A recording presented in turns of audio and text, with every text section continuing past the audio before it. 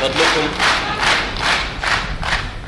من أجل الرجل الذي عاش وضحى من أجل الأمة العربية ومن أجل الوحدة، دقيقة حداد على روحه.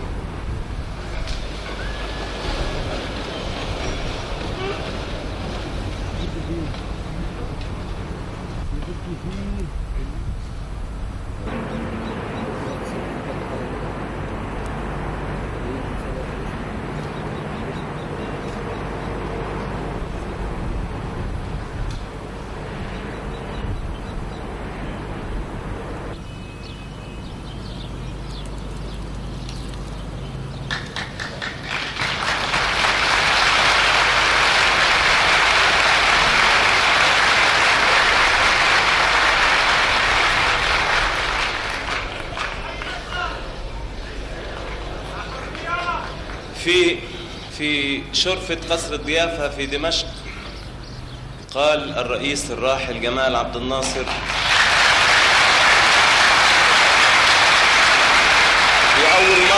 كأول مرة يزور دمشق، قال لن تغيب الشمس عن الأرض العربية. ومن هذه الكلمة ألف عبد الرحمن الأبنودي أحلف بسماها وبترابها، ولحنها كمال الطويل.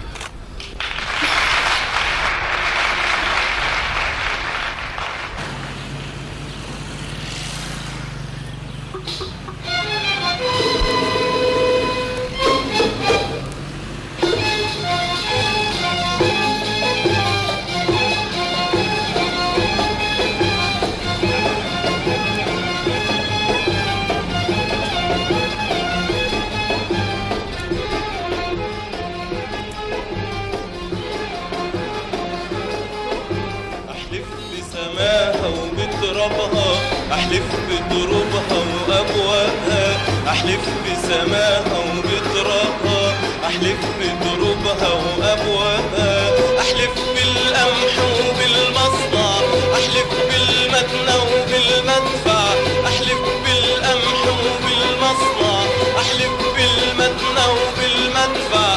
ما تغيب الشمس العربية، ما تغيب الشمس العربية طول ما أنا عايش فوق الدنيا.